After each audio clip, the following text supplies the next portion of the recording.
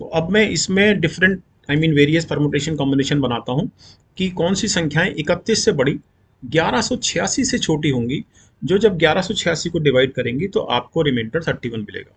तो पहले 3 की बात करते हैं, यहाँ से शुरू करते हैं 3 से। सो इट इज़ 3 एकम 3, 3 पंजे 15, 3 सत्ते 21, 11 तिया 33। और तीसरी चीज़ दी गई है कि P P plus Q Q plus R R बराबर T T zero. Now what is T T zero? T T zero is obviously 110 T. Why? क्योंकि इसको मैं लिख सकता हूँ 100 T plus 10 T plus zero, so it is 110 T. Correct. So मेरे पास इस इक्वेशन से it is 11 P 11 Q 11R equal to 110T means P plus Q plus R बराबर 10T। नमस्कार dear students and welcome to my YouTube channel maths academy 99।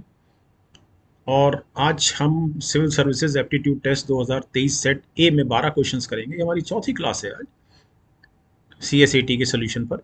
और इसमें आज हम सेट ए से क्वेश्चन नंबर 36, 37, 38, 39, 40, 44, 45, 46, 47, 48, 49 और 50th क्वेश्चन करेंगे। कोशिश मेरी ये है कि जो क्वेश्चन आपको टफ लगे थे उनको मैं आपको सेकंड्स और 1 या 2 मिनट में मैं आपको करके दिखाऊं और ये समझाऊं कि ये क्वेश्चन कितनी सरलता और सहजता से किए जा सकते थे और ये क्वेश्चन टिपिकल थे, नो डाउट। और ख़ास तौर पे नॉन मैथ्स और नॉन साइंस के लिए, नॉन साइंस स्टूडेंट्स बच्चों के लिए थोड़े से टिपिकल थे। लेकिन हम सिविल सर्विसेज एग्ज़ाम की बात जब करते हैं तो हमको एक्स्ट्रा एफर्ट्स हर चीज़ में, चाहे वो ऑप्शनल हो या CSAT हो या GS1 का पेपर हो, एक्स्ट्रा एफर्ट्स हमको लगाने ही पड़ते हैं। ओके, तो डियर स्टूडेंट्स, मैं संजय मोहन भटनागर और शुरू करते हैं हम अब अपनी आज की क्लास। अब ये क्वेश्चन देखते हैं। A box contains 14 black balls, 20 blue balls, 26 green balls, 28 yellow balls, 38 red balls and 54 white balls. Consider the following statements. The smallest number n such that any n balls drawn from the box randomly must contain one full group of at least one color is 175। देखिए, इस question को समझाने के लिए मैं आपको एक दूसरे सिनेरियो में लेके जाता हूँ। तो होता क्या है कि हम जब इतनी बड़ी बड़ी फिगर देखते हैं तो थोड़ा सा हमको टेंशन होने लगती है। तो मैं आपको एक छोटा छोटा एग्जाम्पल लेता हूँ। छोटा मतलब जिसमें दो ही तरह के रंग हैं और नंबर भी थोड़ा छोटा है, तो आपको चीज़ तुरंत समझ में आएगी। ओके, और उसको फिर हम उस विधि को इसमें लगाएंगे। तो ये मानते हैं अब हम एक एग्जाम्पल में कि हमारे पास 5 ब्लैक बॉल हैं और से 8 जो है वो ब्लू बॉल है। करेक्ट। टोटल हमारे पास 13 बॉल है। ओके, अब पहले सिनेरियो पर आते हैं। The smallest number n such that any n balls drawn from the box randomly must contain one full group of at least one colour. Simple. इसका मतलब ये है कि अगर मेरे पास 4 ब्लैक हो और 7 ब्लू हों, अर्थात 11 बॉल हो, तो अब अगली बॉल अब जो भी मैं ड्रॉ करूंगा तो या तो वो ब्लैक आएगी या ब्लू आएगी। Very simple. तो अब हम अगली बॉल जो भी ड्रॉ करेंगे वो या तो ब्लैक होगी, यानी कि एक बॉल बची हुई है ब्लैक और एक बॉल बची हुई है ब्लू। तो या तो अब ब्लैक का पूरा ग्रुप हो जाएगा या ब्लू का पूरा ग्रुप हो जाएगा। ओके, अर्थात हमको मिनिमम 11 बॉल प्लस एक बॉल जो यहाँ से आएगी, हमको 12 बॉल को ड्रॉ करना पड़ेगा in order that we this group is containing one full group of at least one colour. The point is very clear. अब अपने सवाल पर आते हैं। तो इसमें हमारे पास 14 black, 20 blue, 26 green, 28 yellow and 38 red and 54 white. तो कुल मिला के कितनी बॉल हुई? 4 और 6 10 और 18, 8 26 और 4 30, 3 और 1 4 2 6 और 2 8 और 10 13 और 5 18, 180 बॉल है। सब बॉल में इसकी संख्या में से एक एक माइनस कर दीजिए, जैसे यहाँ किया था इस जगह। तो 180 माइनस 6 इक्वल टू 174। और एक बॉल जो हम आखिरी ड्रॉ करेंगे, जो हमने यहाँ 11 को 12 बनाया था, उसके कारण एक बॉल हमने जोड़ ली इसमें। सो इट इज़ 175। सो 175 ये जो आंसर आया हुआ है, जो दिया हुआ है statement, that is perfect. This statement is correct. Okay, तो अब इसका पार्ट 2 देखते हैं, स्टेटमेंट 2 देखते हैं। The smallest number m such that any m balls drawn from the box randomly must contain at least one ball of each color. Just try to understand कि यहाँ पर, बल्कि मैं इस बार इसमें एक कलर और जोड़ देता हूँ। So it is 5 black, 8 blue and से 13 वाइट। 8 और 3 11 5 16 26 बॉल्स है, और हम इस वाले स्टेटमेंट पे काम कर रहे हैं। At least 1 ball of each colour. अब माना आपके पास एक कंटेनमेंट है जिसमें 13 और 8 21 प्लस 1 22 गेंदें हैं। आपको नहीं मालूम किस कलर की है, लेकिन ये तय है कि इन 22 गेंद में अगर आप कोई भी एक गेंद खींचेंगे तो हर हालत में वो इनमें से किसी एक कलर की जरूर होगी। ठीक। दूसरा सिनेरियो देखिए कि आपके पास 5 और 8 13 प्लस 1 14 गेंदें हैं। अब प्रॉब्लम यह है कि ये जो 14 बॉल्स का जो कंटेनमेंट है, हो सकता है इसमें 13 वाइट हो, एक ब्लू हो, अर्थात इसमें ब्लैक की प्रोबेबिलिटी 0 है निकलने की इसमें से, जबकि वो ये कह रहा है कि at least 1 ball of each colour. तो आपके पास जब इस तरह का कलेक्शन ऑफ बॉल्स है तो आप इसमें से लोएस्ट नंबर वाला कलेक्शन, यानी कि वो ब्लैक बॉल का कलेक्शन है हमारे इस केस में, इसको छोड़कर बाकी को टोटल करेंगे और उसमें एक जोड़ देंगे। That's all. अब हम अपने मूल सवाल पर आते हैं इस पेज पर। तो यहाँ पर हमारे पास सबसे छोटा ग्रुप जो है वो ब्लैक बॉल्स का है, तो इसको मैं 180 में से माइनस कर देता हूँ। सो इट इज 166, और इसमें मैं एक ब्लैक बॉल जोड़ देता हूँ, सो इट इज 167। तो ये स्टेटमेंट बिल्कुल ठीक है। ओके, सो आंसर जो option C is the answer. Okay, if 0 is written as chur chur then how is player written? आधे सेकंड का सवाल है। मैं सिर्फ इसमें ये देख रहा हूँ कि r को रिप्रेजेंट किया गया है u से, तो इसमें इस r को रिप्रेजेंट किया गया है इस u से, तो obviously d is the answer. Okay, लेकिन इसको सिस्टमेटिकली कर लेते हैं। तो z के बाद a और b आता है, इन दो को ड्रॉप करके हमने z को रिप्रेजेंट किया है c से। e के बाद f और g आता है, इन दोनों को ड्रॉप करके हमने e को रिप्रेजेंट किया है h से, and so on so on so on. So this is basically the formula of representation. Okay, अब अगर हम बात करें प्लेयर की, तो पी क्यू आर छोड़ दीजिए, पी क्यू आर के बाद एस। तो हालांकि सब में ऐसे तो मुझे एस को कंपेयर ही नहीं करना है, इन दो को तो कंपेयर नहीं करना है, तीसरे को कंपेयर कर लेते हैं ए। सो ए बी सी छोड़ दीजिए, तो A D.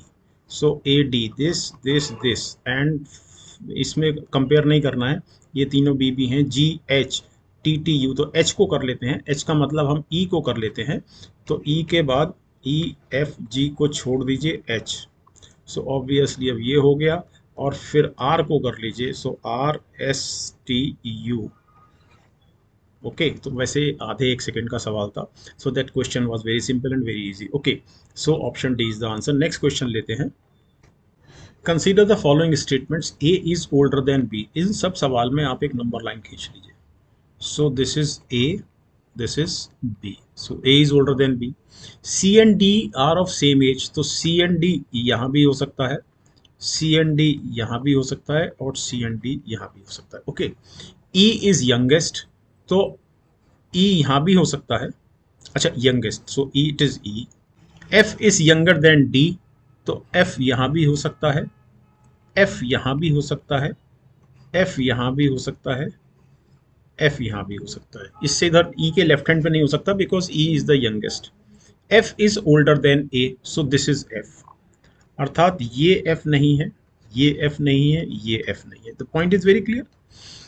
How many statements given above are required to determine the oldest person? तो ओल्डेस्ट पर्सन हमारे पास है ऑब्वियसली डी, या सी भी कह सकते हैं आप। तो ऑब्वियसली चूंकि सी एंड डी यहाँ फाइनल हुआ है, तो इस सी एंड डी का कोई रोल नहीं और इस सी एंड डी का कोई रोल नहीं, तो हमारे सामने अब स्थिति बड़ी क्लियर हो गई है कि डी बराबर सी, एंड एफ इससे छोटा है, ए एफ से छोटा है, बी ए से छोटा है, और ई जो है वो बी से छोटा है।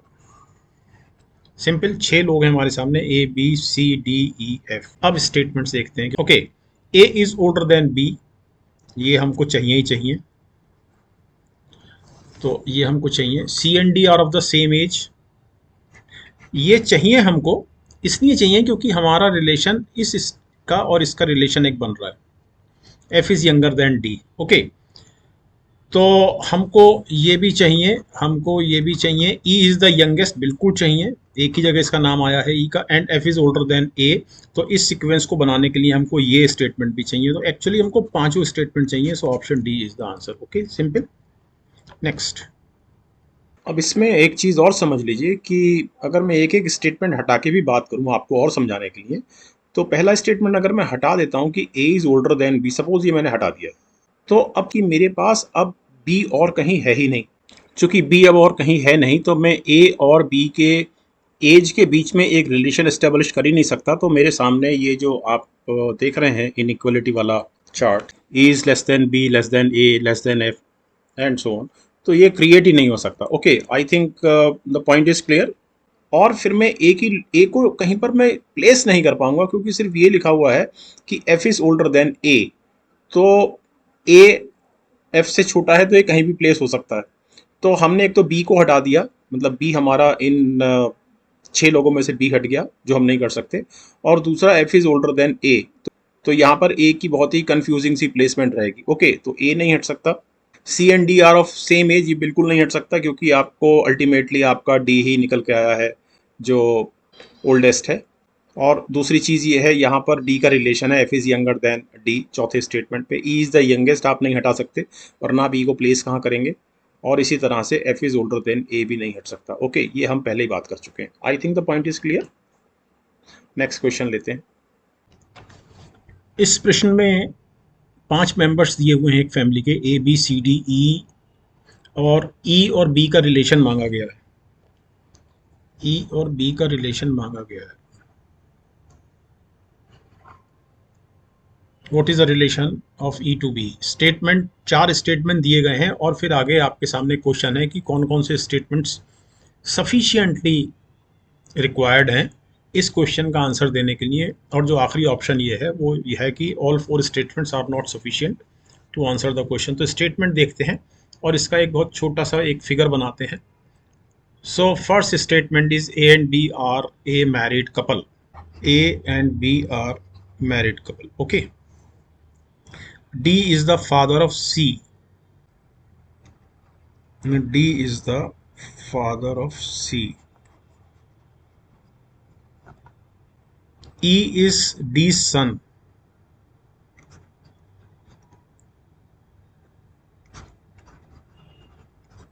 तो हम इसको ऐसे लिखेंगे,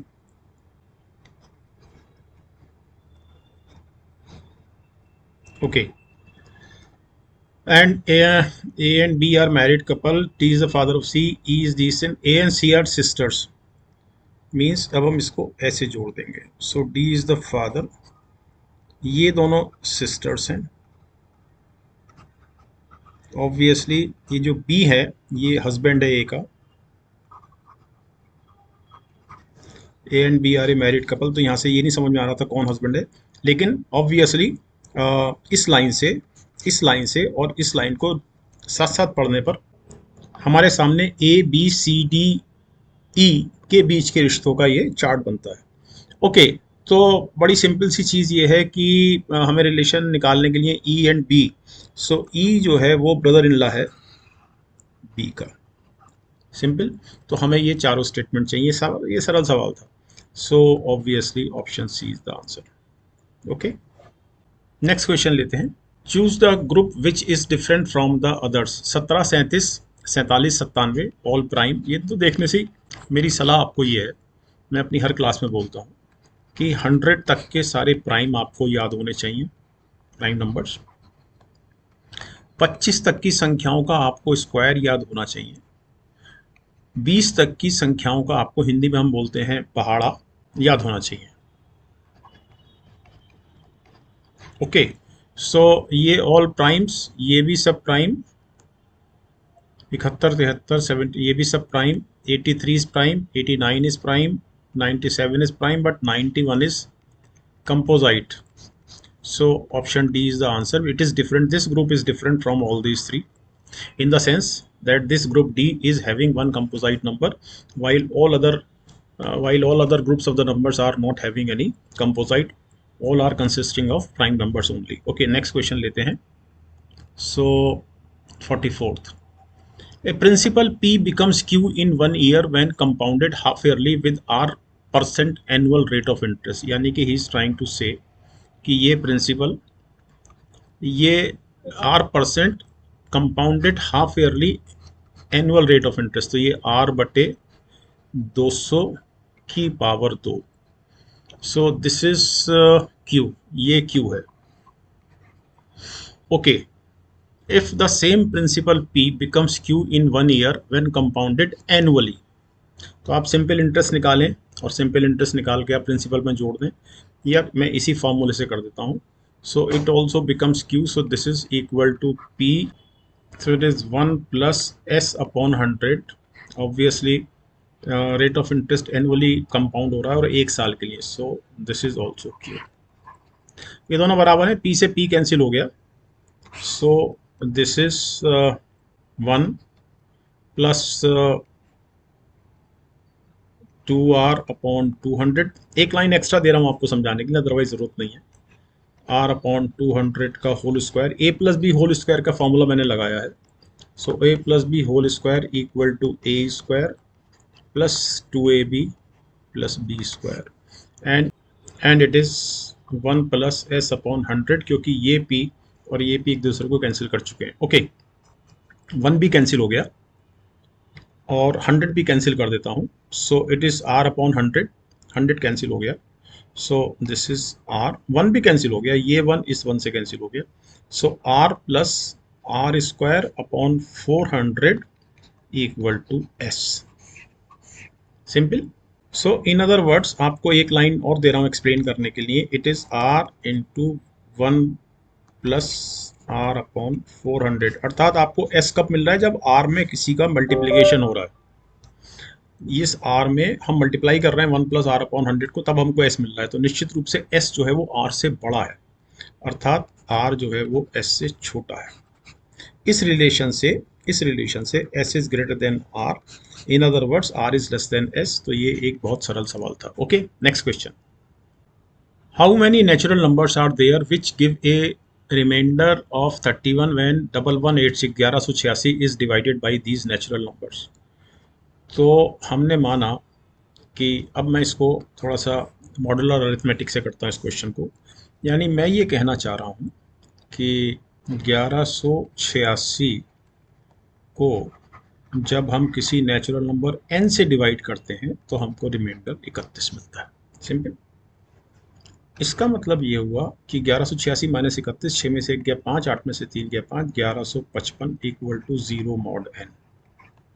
अर्थात इस 1155 को जब हम सेम नंबर से डिवाइड करते हैं तो हमको रिमाइंडर 0 मिलता है. अर्थात 1155 पूरा डिवाइड होता है नेचुरल नंबर n से. हमको n की वैल्यूज निकालनी है, तो इसके लिए हमको 1155 के फैक्टर्स निकालने होंगे. तो फैक्टर्स की संख्या निकाल लेते हैं. वो मैंने आपको पिछली क्लास में क्वेश्चन 25 में को सॉल्व करते समय प्राइम फैक्टराइजेशन समझाया था, तो उसी को मैं यहाँ इस्तेमाल करूँगा. तो 1155 का प्राइम फैक्टराइजेशन करता हूँ. सो 1155 बराबर 5 और 5 10 और 2 12. ऑब्वियसली फिर ये 3 से जाएगा क्योंकि 3 चौक 12, तो 3 गुणा 3 तिया 9, 3 अट्ठे 24, 3 पंजे 15. अब ऑब्वियसली ये 3 से नहीं जाएगा, अब 8 और 3 11, 5 16, लेकिन 5 से जाएगा. सो इट इज़ 3 गुणा 5 गुणा 5 सत्ते 35, 5 सत्ते 35. सो इट इज़ 3 गुणा 5 गुणा 7 गुणा 11. तो इस तरह से मैंने प्राइम फैक्टराइजेशन करके इसके फैक्टर्स निकाल लिए. ओके, अब बड़ी सिंपल सी बात यह है कि 1186 को हर हालत में डिवाइड करने वाली संख्या यानी कि n की जो वैल्यू है वो 31 से बड़ी होनी चाहिए, तभी रिमाइंडर 31 बचेगा. सिंपल. तो अब मैं इसमें डिफरेंट वेरियस परमुटेशन कॉम्बिनेशन बनाता हूँ कि कौन सी संख्याएं 31 से बड़ी 1186 से छोटी होंगी, जो जब 1186 को डिवाइड करेंगी तो आपको रिमाइंडर 31 मिलेगा. तो पहले 3 की बात करते हैं, यहाँ से शुरू करते हैं 3 से. सो इट इज़ 3 एकम 3, 3 पंजे 15, 3 सत्ते 21, 11 तिया 33। लेकिन ये संख्याएं 31 से छोटी हैं, इसलिए हमारे किसी काम की नहीं है। अब और आगे अरेंजमेंट देखते हैं। 3 पंजे 15, 15 सत्ते 105 और 15 गुणा 11 165। ओके, अब 3 पंजे 15, 15 सत्ते 105 और 105 गुणा 11, 105 गुणा 11 हो गया 11 पंजे 55 और 11 एकम 11। ओके, अब 5 सत्ते 35 और 5 सत्ते 35 और 35 गुणा 11, 35 ढाई 350, 385। करेक्ट। फिर 11 सत्ते 77 और 11 गुणा 11 121। 5 सत्ते 35 हो गया और 5 गुणा 11 55 भी रह गया, तो यहाँ बीच में एक 55 और आना था। तो 1 2 3 4 5 6 7 8 9। सो option D is the answer. Okay, next. अच्छा, नेक्स्ट पे जाने से पहले मैंने अपने आंसर को एक एक्सेल में एक छोटा सा फॉर्मूला डालकर मैंने यहाँ पर ये फॉर्मूला डाला और मैंने चेक किया है, ये सेम 33 105 165 231 1155 35 55 350 77, इन सब से जब इस नंबर को हम डिवाइड करते हैं तो सब जगह हमको रिमाइंडर 31 ही मिलता है। Okay, next. Now let us see this 46 question. Let PP, QQ and RR be two-digit numbers where P is less than Q and Q is less than R. तो पहले तो इस लाइन को समझ लेते हैं कि when you have a number in the form of PP, QQ, RR, it is always 11P, 11Q, 11R, where P, Q, R are natural numbers from 1 to 9. Just try to understand why. So this PP can be written as 10P plus P, so it is immediately 11P. Similarly, QQ is 10Q plus Q, so this is 11Q, and obviously the same reason it is 11R. The point is very clear. ठीक। अब दूसरी चीज दी गई है कि number line पर P यहाँ है, Q यहाँ है और R यहाँ है, ये इंपॉर्टेंट है। और तीसरी चीज दी गई है कि PP plus QQ plus RR बराबर TT0। Now what is TT0? TT0 is obviously 110T। Why? क्योंकि इसको मैं लिख सकता हूँ 100T plus 10T plus 0, so it is 110T। Correct. So मेरे पास इस इक्वेशन से it is 11P 11Q 11R equal to 110T means P plus Q plus R बराबर 10T। This is the equation, और इस इक्वेशन से हमको ये पता लगाना है कि इस इक्वेशन को सेटिस्फाई करते हुए P की पॉसिबल वैल्यूज कितनी होंगी। स्टेटमेंट कहता है 5 होंगी, पहला स्टेटमेंट। इस इक्वेशन को सेटिस्फाई करते हुए Q की वैल्यूज कितनी होंगी, ये स्टेटमेंट कहता है 6 होंगी। हमको इनकी सत्यता का पता लगाना है। So let's, it's a very simple question, very easy question. तो नेक्स्ट पेज ले लेते हैं। तो हमारे पास इस कंडीशन के साथ ये इक्वेशन है। अब ऑब्वियसली t बराबर 1 और t बराबर 2, t बराबर 3 कभी नहीं हो सकता, यानी कि 2 से बड़ा नहीं हो सकता। इसको मैं ऐसे भी लिख सकता हूँ कि t is always less than और equal to 2 and D is a natural number. तो टी की वैल्यू जो है वो सिर्फ 1 और 2 हो सकती है, 30 क्यों नहीं हो सकती, मतलब टी की वैल्यू 3 क्यों नहीं हो सकती ताकि ये जो है 30 हो जाए। इसलिए कि किन्हीं भी 3 नेचुरल नंबर्स का सम अधिकतम 9 और 8 17 और 7 24 हो सकता है। 30 इज इम्पॉसिबल। ओके, तो जब 30 इम्पॉसिबल है तो 40 50 60 सब इम्पॉसिबल है। तो हम सबसे पहले t बराबर 1 पे कंसीडर करेंगे। सो t बराबर 1 means p plus Q plus r बराबर 10। ओके, अब P बराबर मैंने 1 लिया तो Q बराबर 2 हो सकता है, तो 1 और 2 3 और 7 10, तो Q बराबर 2 मैं लिख ही देता हूँ, R बराबर 7। सो P बराबर इस बार 2, तो Q बराबर 3, R बराबर 5। सिंपल। P बराबर 3 तो Q अब 7 का डिफरेंस रहा, तो Q और R 3 और 4 हो सकते हैं क्योंकि Q और R को बड़ा होना है P से, लेकिन बराबर नहीं होना, तो Q बराबर 3 नहीं हो सकता। इसलिए Q बराबर 3 4 5 6 7 8 9 इम्पॉसिबल। करेक्ट। अब p बराबर 1 पर एक और चीज देख लेते हैं। वन p बराबर 1, q बराबर 3, सो r बराबर 6, 3 और 1 4 और 6 10। अब p बराबर 1 पर ही, p बराबर 1 पर ही q बराबर 4, 4 और 1 5, तो r बराबर 5, क्योंकि हमको इसका भी ध्यान रखना है, इसका। ओके, अब इसके आगे तीन, p बराबर 3 4 5 सब इम्पॉसिबल जो हम बात कर चुके हैं। तो यहाँ से हमको, जब हमारे पास t बराबर 1 था तो हमको p की क्या क्या वैल्यू मिली, 1 2 3, और q की वैल्यू मिली हमको 2 3 4। ओके, अब हम t बराबर 2 लेते हैं, means p plus q plus r बराबर 20। ओके, नाउ रिमेंबर, इस केस में, इस इक्वेशन में, व्हेन p बराबर 1 या 2, नो सॉल्यूशन, क्योंकि अगर मैं 1 लेता हूं तो q प्लस आर 19 होता है।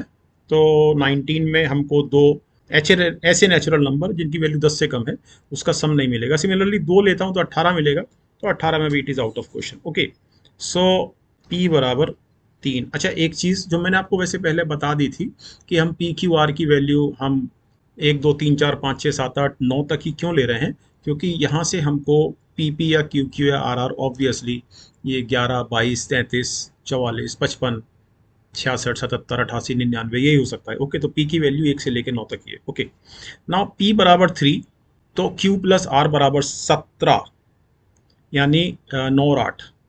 तो आपको Q छोटा रखना है यहाँ से, यहाँ से, और R बराबर 9। When P equal to 4, Q बराबर 7, 7 4 11, R बराबर 9। When P equal to 5, P बराबर R पर Q बराबर 8 नहीं आ सकता, क्योंकि 8 और 4 12 और फिर R भी 8 हो जाएगा, सो इट इज इम्पॉसिबल। ठीक, नाउ P इक्वल टू 5 और 15 का गैप है, तो Q बराबर 7, R बराबर 8।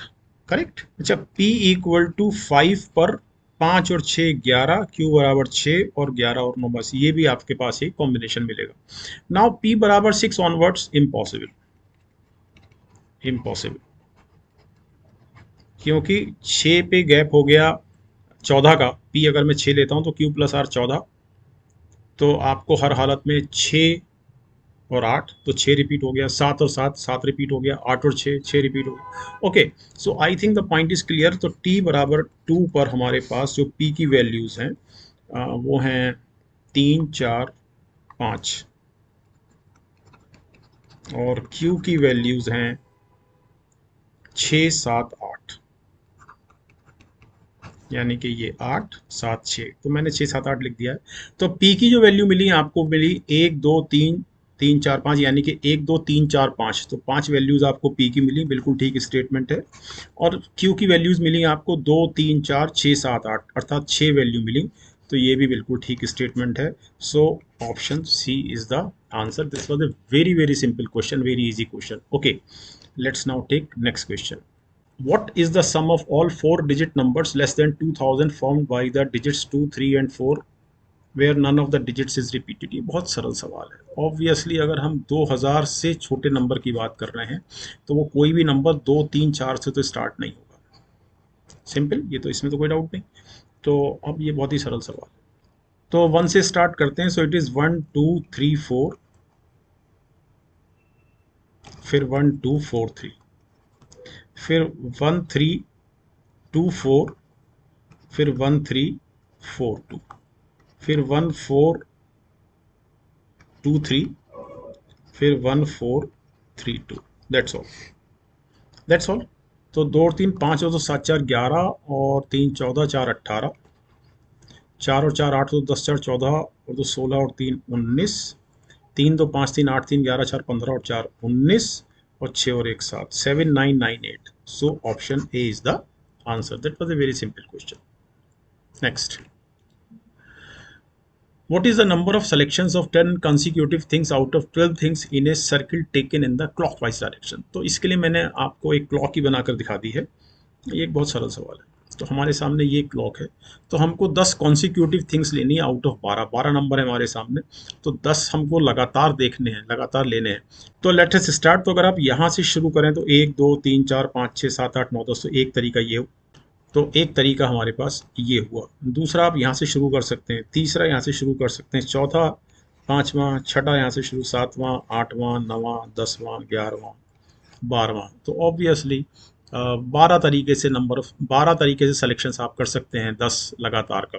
तो 1 से लेके 10, 2 से लेके 11, 3 से लेके 12 and so on so. Okay, so 12 is the answer. This was also a very easy and very simple question. Okay, next question लेते हैं। If today is Sunday, then which day is it exactly 10 raised to power 10th day? अगर किसी भी number से 7 का division हो जाता है तो आपको दिन आसानी से मिल जाता है। ओके, सपोज हम ये मान के चलें कि अगर आज संडे है तो 56वें दिन क्या दिन होगा, तो 7 8 56 तो संडे ही होगा, ठीक है ना।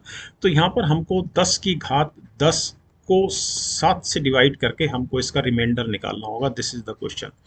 तो ये एक बहुत सरल सवाल है। इस क्वेश्चन को मैं लिखूंगा, इस रिलेशन को मैं लिखूंगा 10 इक्वल टू 3 मॉड 7। मॉड वाले क्वेश्चन मैं करा भी चुका हूँ और मैंने एक 5 क्वेश्चन का इसमें एक सेपरेटली वीडियो बनाकर भी डाला हुआ है। So 10 equal to 3 mod 7 because 10 minus 3 equal to 7, 7 और 7 से जाता है। ओके, मैं ये कहना चाह रहा हूँ it is 7 equal to 0 mod 7, क्योंकि ये 3 जब इधर ट्रांसपोज होगा तो 7 हो जाएगा। या हम ये कहें कि हम 10 को 7 से भाग करेंगे तो 3 बचेगा, सिंपल। ओके, तो 10 की घात 3 बराबर 3 की घात 3 मॉड 7 बराबर 3 3 9 27 मॉड 7 बराबर 7 चौक 28, तो -1 मॉड 7। तो 10 की घात 3 की पावर 3 इक्वल टू -1 की पावर 3। ये मैं सब आपके लिए एक एक लाइन एक्सपेंड कर रहा हूँ, ऐसा जरूरत नहीं है। मीन्स 10 की घात 9 equal to -1 mod 7 and 10 equal to obviously 3 mod 7। पहली लाइन, इन दोनों को मैंने आपस में गुणा कर दिया, so 10 raise to power 10 equal to -3 mod 7, it is 4 mod 7। इसका अर्थ ये है कि जब 10 रेज टू पावर 10 को हम 7 से डिवाइड करते हैं तो 4 शेष बचता है। Okay, now 4, this 4 starts with obviously Monday, so Monday, Tuesday, Wednesday, Thursday, so this is the 4th day, so option B is the answer. That was a very simple and very easy question. Okay, next question लेते हैं। मेरी सलाह है कि ये modulus वाले questions आपको कर लेने चाहिए, इससे चीज़ें बहुत सरल हो जाती हैं। और आज की क्लास का हमारा आखिरी सवाल है। देयर आर 3 ट्रैफिक सिग्नल्स, ये 3 ट्रैफिक सिग्नल्स हैं। Each signal changes colour from green to red, green to red, ठीक। The first signal takes 25 second, 25 second में ये चेंज करता है। Second signal takes 39 second and third signal takes 60 seconds to change the colour from green to red. The duration for green and red colours are same, यानी कि red से green होने में भी इसको 25 सेकेंड ही लगेंगे, इसको 39 सेकेंड और इसको 60 सेकेंड लगेंगे रेड से ग्रीन होने में। At 2 p.m. they together turn green. At what time will they change to green next simultaneously? ये बहुत सरल सवाल है। हमको 25, 39 और 60 का हमको एलसीएम निकालना है, करेक्ट।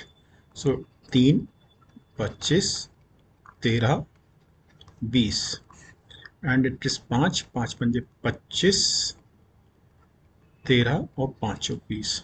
सो इट इज 3 पंजे 15 गुणा 13 पंजे 65। इसको ध्यान रखिए मैंने 4 से गुणा नहीं किया है।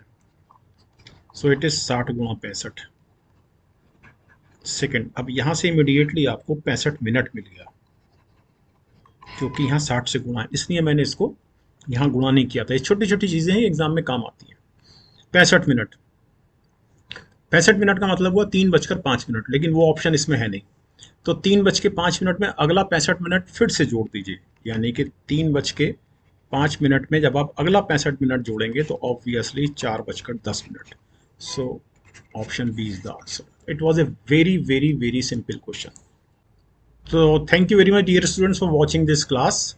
और जस्ट रिपीटिंग कि सिविल सर्विसेज एप्टीट्यूड में आपको गणित में थोड़ा एडिशनल इनपुट देना पड़ेगा, कुछ एक्स्ट्रा कोशिश करनी पड़ेगी. और कोशिश कीजिए कि आप मॉडल अरिथमेटिक को थोड़ा सा समझ लें, परमुटेशन कॉम्बिनेशन कर लें, प्रोबेबिलिटी ज़रूर कर लें, जिनको मैं अपनी आने वाली क्लासेस में लूँगा. तो मिलते हैं डियर स्टूडेंट्स. अब हम अपनी 5वीं क्लास में, यानी कि सिविल सर्विसेज एप्टीट्यूड पर जो 5वीं क्लास होगी, 4 क्लास में हम लोग 50 क्वेश्चंस, शुरू के 50 क्वेश्चंस में जो गणित के सवाल थे उनको कर चुके हैं.